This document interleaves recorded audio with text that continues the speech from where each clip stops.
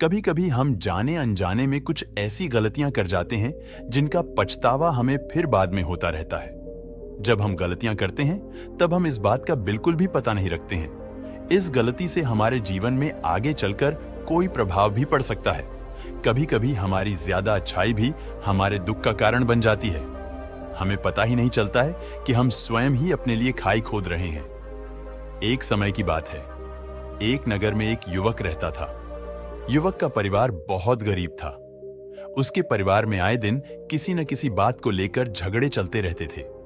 वह युवक इन झगड़ों से बहुत परेशान था। जब वह युवक ने पारिवारिक झगड़े को रोकने की बहुत कोशिश की, पर वह झगड़े रुकने की जगह बढ़ते ही जा रहे थे।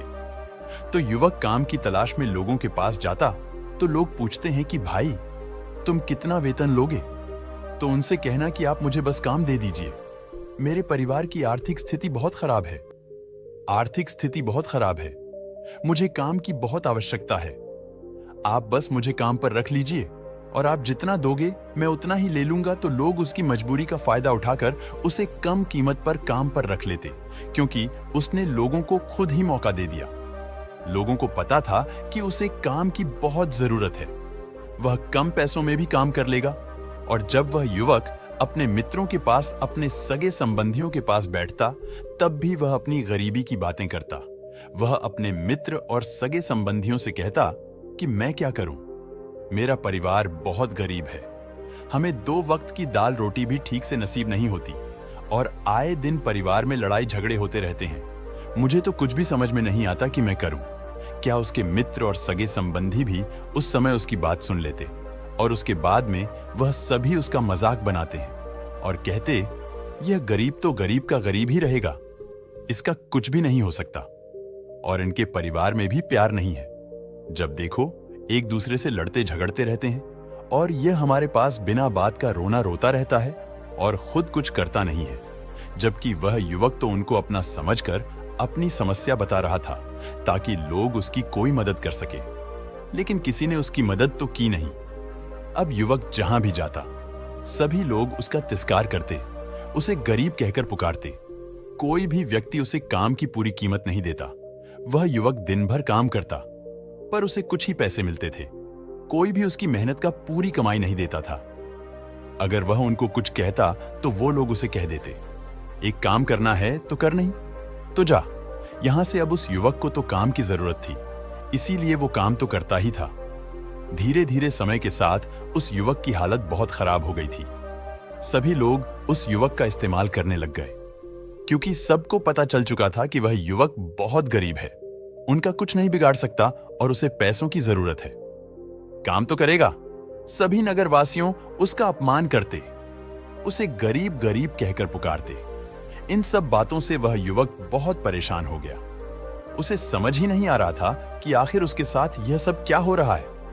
तभी उसने लोगों से बातें करते हुए सुना कि नगर में एक बौद्ध भिक्षु आए हैं। उन बौद्ध भिक्षु के पास सभी समस्याओं का हल है। वह बौद्ध भिक्षु बहुत ज्ञानी व्यक्ति है। यह सुनकर वह युवक भी उन बौद्ध भिक्षु के पास जा पहुंचा। वह युवक बौद्ध भिक्षु के पास जाकर उन्हें रोता हुआ बोला कि महाराज, सभी लोग मेरे साथ ऐसा क्यों करते हैं? तभी उस युवक की बात सुनकर बौद्ध भिक्षु ने पूछा कि क्या हुआ बालक? तभी वह युवक जोर जोर से रोने लगता है और रोते रोते अपनी सारी बात बौद्ध भिक्षु को बताता है और उनसे कहता है कि महाराज, सभी लोग मुझे गरीब गरीब कहकर पुकारते हैं, मेरा मजाक बनाते हैं और कोई भी मनुष्य मुझे अपनी मेहनत की पूरी कमाई नहीं देता है।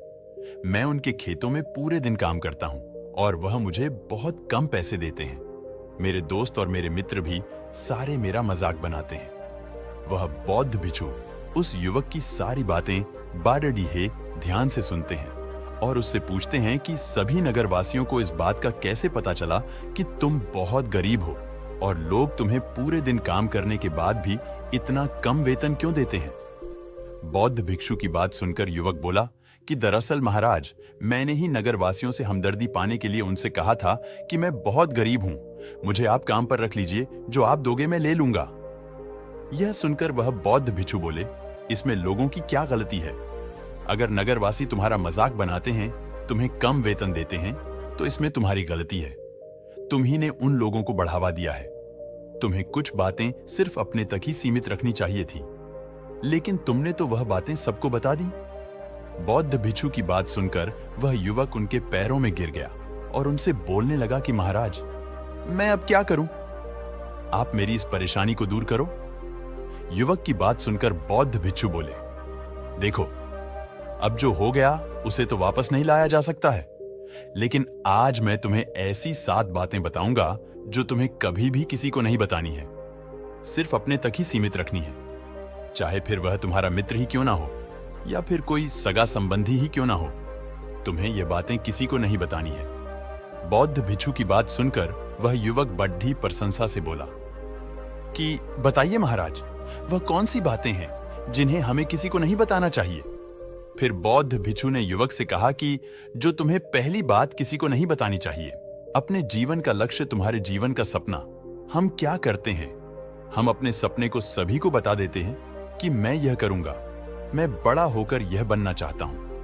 हमें ऐसा लगता है कि लोग सुनकर बहुत प्रसन्न होंगे कि मैं कितना बड़ा आदमी बनना चाहता हूं, लोग मेरी प्रशंसा करेंगे। लेकिन ऐसा होता नहीं है। जब हम अपने सपने को लोगों को बता देते हैं तो हमारे मन में संतुष्टि का भाव जाता है। हम मन ही मन बहुत खुश होते हैं, जिससे हम अपने सपने के प्रति वो जुनून नहीं रख पाते हैं जो हमारे पहले था। जब हम अपने सपने लोगों को बता देते हैं तो उनकी उम्मीदें हमसे बढ़ जाती हैं। वह हमारे ऊपर और भी ज्यादा ध्यान देने लगते हैं, जिससे कभी कभी हम तनाव में भी आ जाते हैं और फिर यही तनाव हमारे जीवन में असंतुलन पैदा करता है और फिर हम अपने सपने से, अपने लक्ष्य से भटक जाते हैं। जब हम अपने सपने किसी को बताते हैं तो आपको कुछ लोग तो प्रेरणा देंगे, जिससे आपको आगे बढ़ने में हिम्मत मिलेगी, लेकिन बहुत से लोग ऐसे हैं जो आपको प्रेरणाहीन करेंगे, आपको डिमोटिवेट करेंगे, जिससे आप आपके लक्ष्य से भटक सकते हो। इसीलिए जो भी आपका सपना है उसे पूरा करो, उसके बाद ही लोगों को बताओ। अगर पहले बता दोगे तो लोग रुकावटें पैदा कर देंगे और सपने को अगर चुपचाप तुमने पूरा किया तो लोगों को स्वतः ही पता चल जाएगा कि तुमने कौन सा सपना हासिल किया है। इसीलिए कभी भी किसी को अपना सपना मत बताओ, अपना लक्ष्य मत बताओ। फिर बौद्ध भिक्षु ने युवक से कहा कि दूसरी बात जो तुमने किसी को नहीं बतानी है, हमारी समस्याएं, हमारी परेशानियां। हम क्या करते हैं, जैसे हमें कोई समस्या होती है, कोई परेशानी आती है, तो हम तुरंत लोगों के पास उसके समाधान के लिए पहुंच जाते हैं, उन्हें अपना दुखड़ा सुनाने लगते हैं। लेकिन दूसरे लोगों को अपनी परेशानी बताने का मतलब है स्वयं के लिए एक और परेशानी खड़ी करना, क्योंकि जब हम किसी से अपनी परेशानी बताते हैं तब तो हमें बहुत अच्छा महसूस होता है। हमें ऐसे लगता है कि मानो हमारा थोड़ा सा दुख तो चला गया।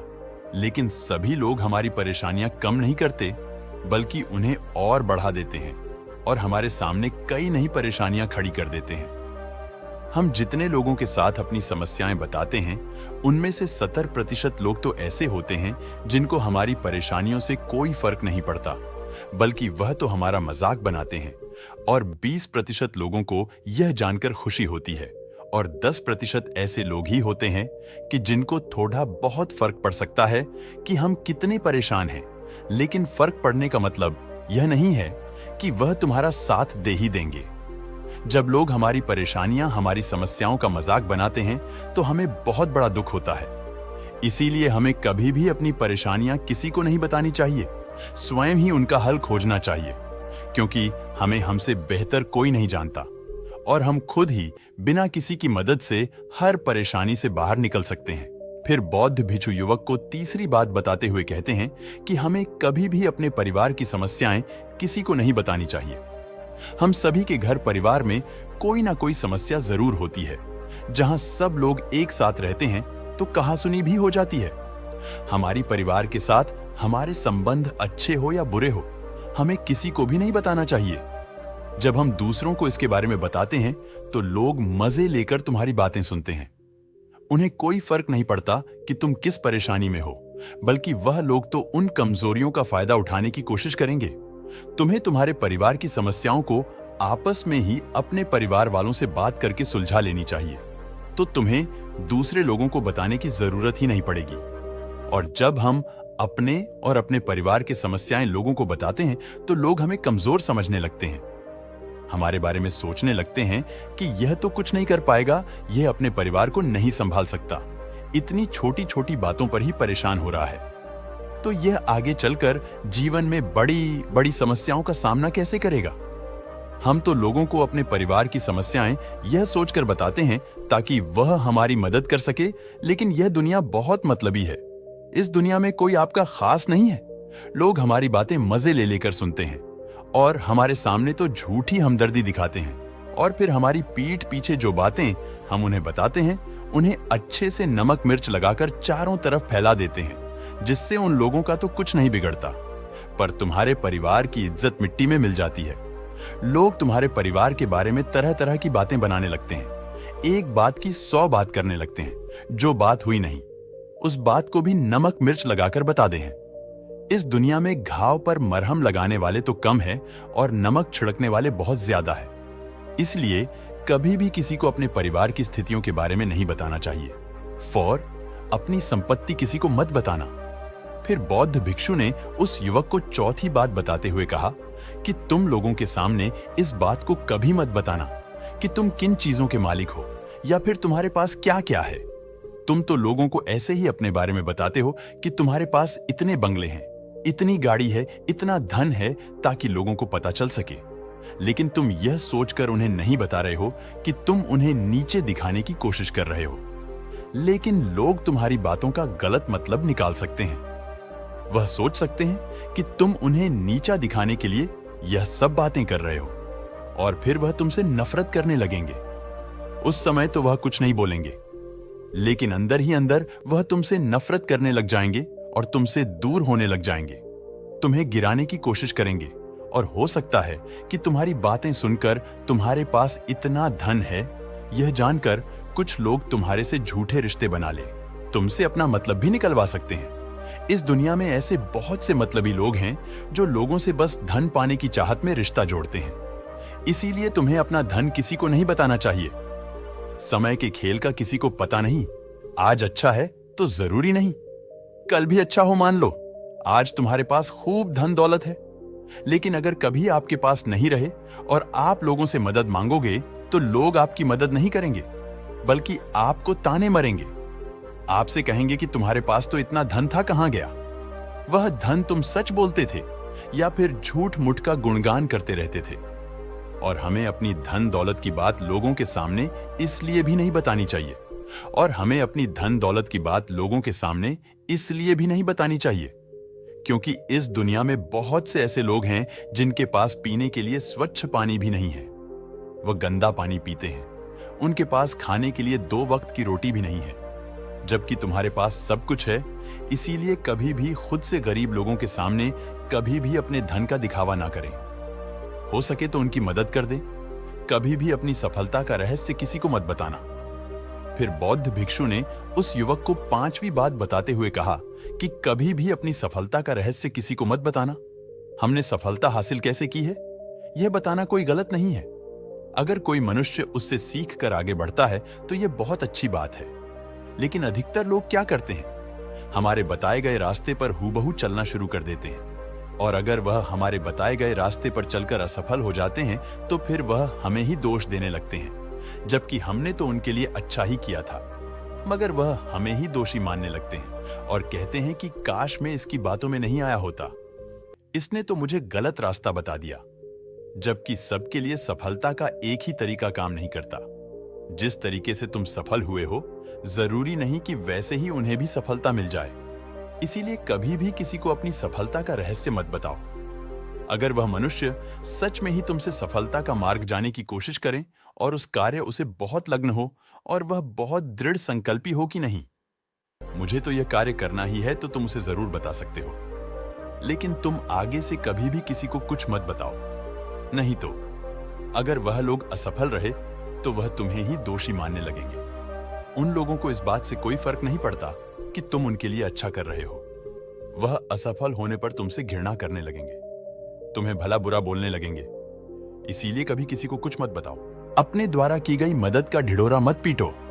फिर बौद्ध भिक्षु ने उस युवक को 6ठी बात बताते हुए कहा, अगर तुम किसी की मदद करते हो तो उस मदद को लोगों के सामने मत लाओ, क्योंकि इस दुनिया में बहुत से लोग गरीब हैं जिनको हमारी दया दान की आवश्यकता है। लेकिन अगर तुम उन गरीब लोगों की इसलिए मदद करते हो ताकि लोग आपकी तारीफ करें, लोग आपको अच्छी नजरों से देखें, समाज में आपका नाम हो, तो ऐसा दिखावा कभी मत करो। जबकि तुम्हें लोगों की मदद इसलिए नहीं करनी चाहिए कि दूसरे लोग आपकी तारीफ करें, बल्कि आपको लोगों की मदद सच्चे हृदय से बिना किसी को बताए करनी चाहिए, क्योंकि यही मदद आपको अंदर से शांति प्रदान करवाती है। जब तुम किसी जरूरतमंद की सहायता करते हो तो तुम्हें अंदर ही अंदर एक अलग ही आनंद की अनुभूति का एहसास होता है। लेकिन अगर तुम किसी जरूरतमंद की सहायता बस दिखावे के लिए करते हो तो कुछ पल के लिए तो तुम दूसरों की नजरों में अच्छे बन जाओगे, लेकिन तुम कभी भी आत्मसंतुष्टि प्राप्त नहीं कर पाओगे। फिर बौद्ध भिक्षु उस युवक को 7वीं और अंतिम बात बताते हुए कहते हैं कि कभी भी अपनी आमदनी का जिक्र दूसरों के सामने मत करो, क्योंकि यह एक ऐसी बात है जिसे हमें हमेशा हमारे परिवार तक ही सीमित रखनी चाहिए। अपने मित्रों या फिर अपने सगे संबंधियों को कभी अपनी आमदनी मत बताओ। हमें कभी भी किसी से भी ना तो उसकी आमदनी पूछनी चाहिए और ना ही अपनी आमदनी बतानी चाहिए, क्योंकि जब हम लोगों को अपनी आमदनी बताते हैं तो लोग हमारी स्थिति का आसानी से पता लगा लेते हैं, जो हमारे लिए बिल्कुल भी सही नहीं है। क्योंकि अगर हमारी आमदनी कम होती है और हम लोगों को बता देते हैं तो लोग हमें गरीब समझकर हमसे दूर होने लगते हैं, हमारा तिरस्कार करने लगते हैं, हमें नीचा दिखाने लगते हैं, हमें नीचा समझने लगते हैं, हमारी इज्जत नहीं करते।